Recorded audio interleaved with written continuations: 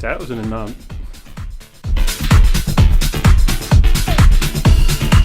Today is Sunday, April 14th, 2019, Palm Sunday of the Passion of the Lord. I have to admit, sometimes when I come through the door in the morning and take a look, I see odd things. On the floor, there are a couple of Q-tips. I have no idea where they would have come from. Oh, and Palm Sunday can end up being a little bit like Ash Wednesday of people looking to see what our Mass schedule is. I should go fix the phone. I need to find my notes for changing the phone system here. It's not that complicated, it's just you have to get the right sequence. All right, I found my notes. Administrator, this service is restricted to enter the automated attendance. Blessed Sacrament, Sunday, April 14th is Palm Sunday, 12:30 and 5 p.m. Got it. All right, so I just went upstairs and I quickly changed the announcement for the schedule for the week. I can't believe I got it on the first take. Now, one of the important things about Palm Sunday is you have to make sure that your palm lasts all day long. In the past, I've had people who will just grab another bail at Mass thinking, oh, we're running short. But we've kind of portioned it out, so I've moved the palm here where it'll be safe.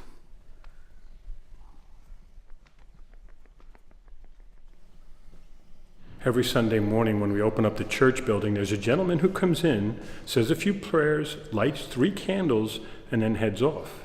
God bless him. All right, it's time to get all the palm in place and get ready to start the day.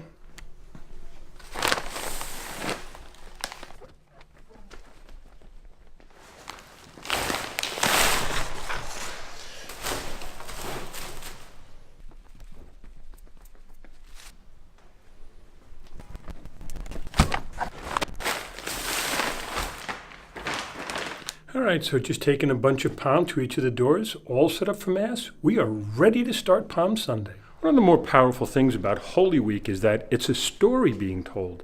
And whenever we tell stories, there are characters within the story that inspire us. Today, I'd like to find out just which characters inspire which people. I mean, when you think about it, there are unnamed people, like the person who they take the colt from. There are those people who are like St. Peter and the other apostles. You have Mary, you have all of these different people who are very much a part of this story. I mean, just take a minute now and pause and think about characters that you're going to hear in the stories. Think about which one actually speaks to your heart. I guess it depends on my prayers and meditations on a particular year as to which character stands out for me. There have been years when it was Judas. There have been other years when it's doubting Thomas. There have been years when I identify with Joseph of Arimathea. There have been years when I identified with Simon the Cyrenian. The one that probably gets me most each year is St. Peter, though. I really identify a lot with St. Peter. I want to say I identify with Peter always because he's always on the cusp of getting it and then not getting it. And he is, I think, our guide through Holy Week as somebody who is close to Jesus in one way or another. Now, you might think it's because he's my namesake, which is a good reason, but it's not the only reason. I'm like at St. Peter, yeah.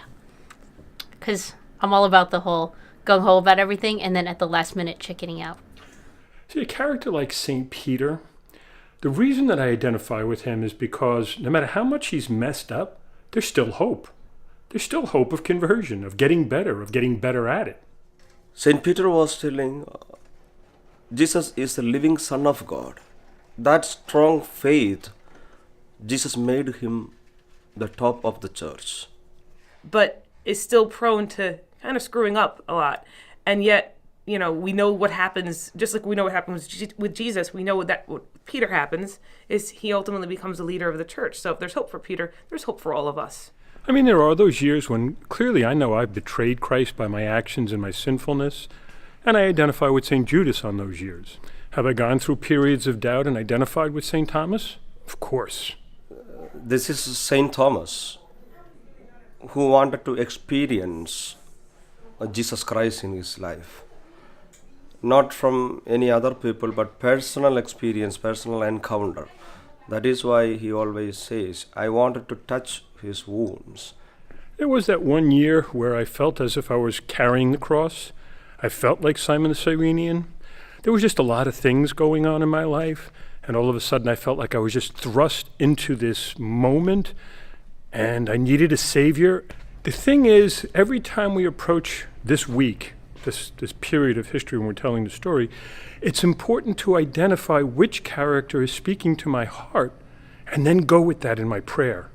And of course, in the priesthood, there are many times when I can identify with Jesus.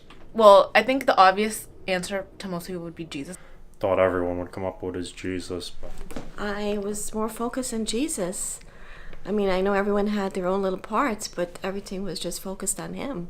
I think we all can say that we have identified with different characters for sure. But I say Pilate because Pilate is the most relatable, I believe, out of everybody.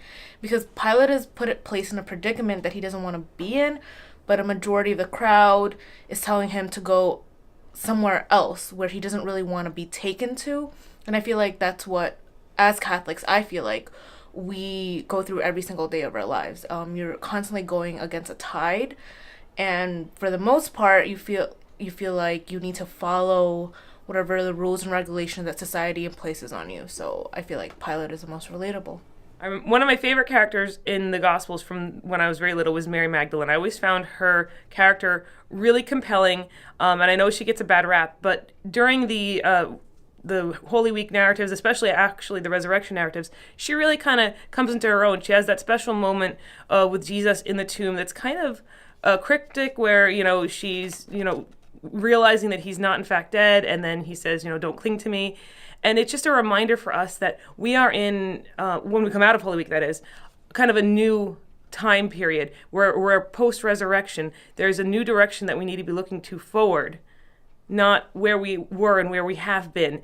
And so that realization on the part of Mary is a reminder for us to change and to live resurrected lives.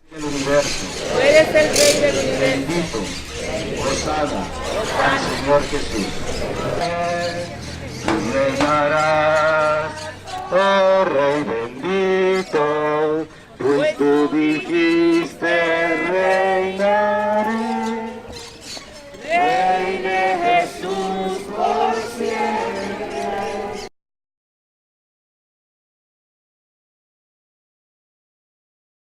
The Lord be with you.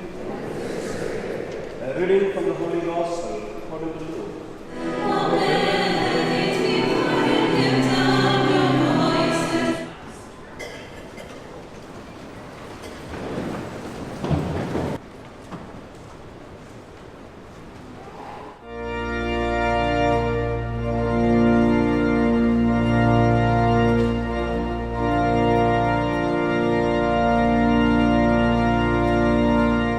It's interesting. You put the palm out at the beginning of the day, everything looks nice and neat. By the end of the day, it's a mess.